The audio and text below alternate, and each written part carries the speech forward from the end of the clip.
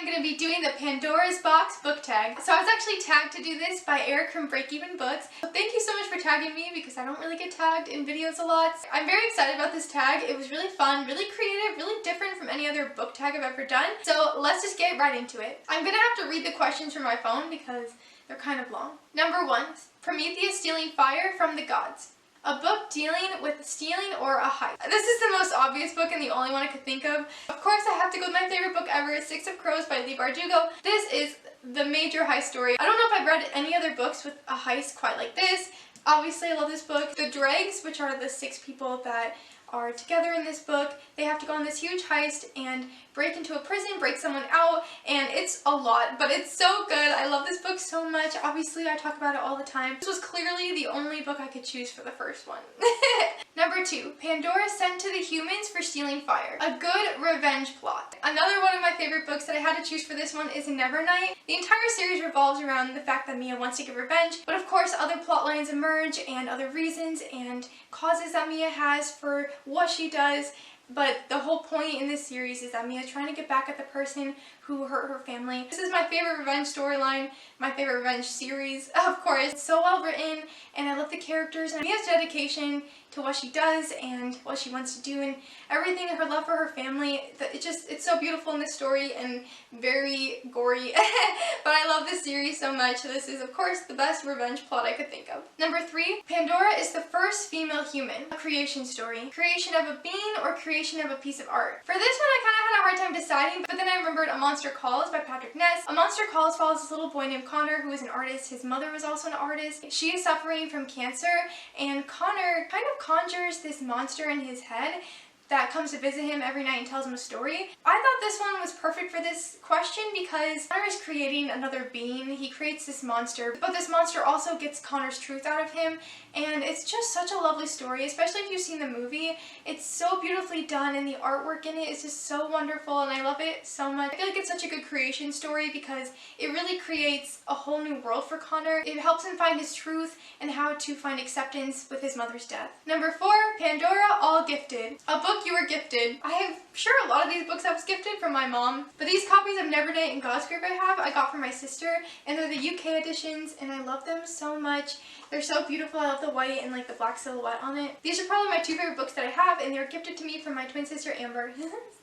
Thanks, Ams. Number 5, Told You So. A book in which a warning is ignored. I mean, there are a lot of books where warnings are ignored. We have like Harry Potter and Throne of Glass. I mean, there's just a lot of series where the characters ignore the warnings that they're given. One that came to my mind is the Pendragon series. Bobby tends to constantly be going against what people tell him, and even in like the 5th book, 2 of his friends who aren't supposed to be playing with the flumes, they play with the flume and it like destroys it. It's just a hot mess. So I feel like the entire Pendragon series is Bobby going against things that he was warned not to do.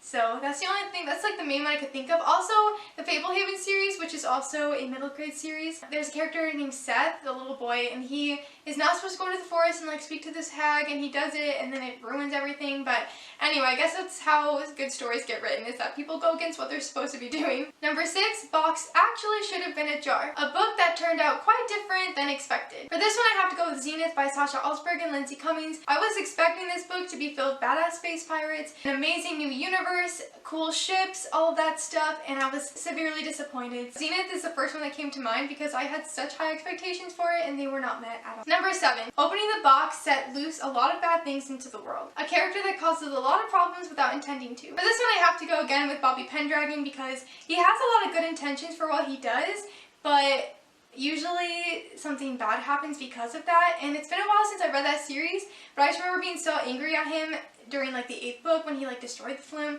It's just, there's a lot of bad things that happen, but he never really means to do something bad, but sometimes he does. It just really depends on his choices and like what's happening. Anyway, that's like the main thing. Him, also I think there's another character in the book, Speeder. I can't remember if that's his name or not.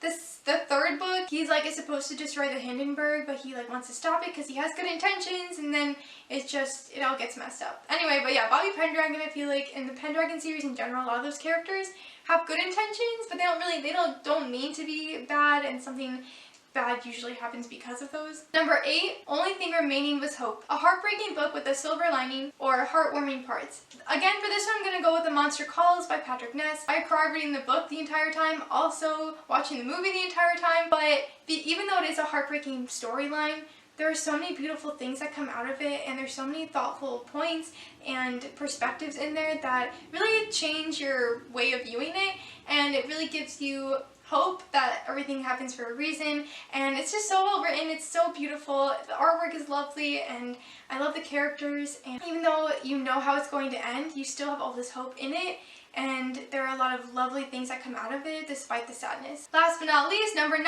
Myth Explaining the Existence of Evil in the World. A book that centers around battling a great evil. So there are a lot of books that have this storyline concept, battling a great darkness. The ones that come to mind are Throne of Glass, Anne of Court of Thorns and Roses, The Prayer of the Orange Tree, sort of, we have the dragons. The Lord of the Rings is a great example of this, trying to destroy the ring to stop Sauron. He has a great darkness that will take over Middle-earth if he's not defeated. So there are a lot of books with those plot lines, and those are the ones that came to mind first. That is the end of this tag. Thank you again, Eric, for tagging me. I thought this was such a cool tag, and I really like the questions for it and how it just created stuff for books. I don't know, it worked really well, and I had a great time trying to find books for this. That is all I have for you guys today. If you like this video, be sure to give it a nice little thumbs up. If you want to keep following me on this booktube journey, please subscribe to my channel. You can follow me on Twitter and Instagram at Erica A. Gobble. Thank you guys so much for watching. I'll see you soon with another video. Bye!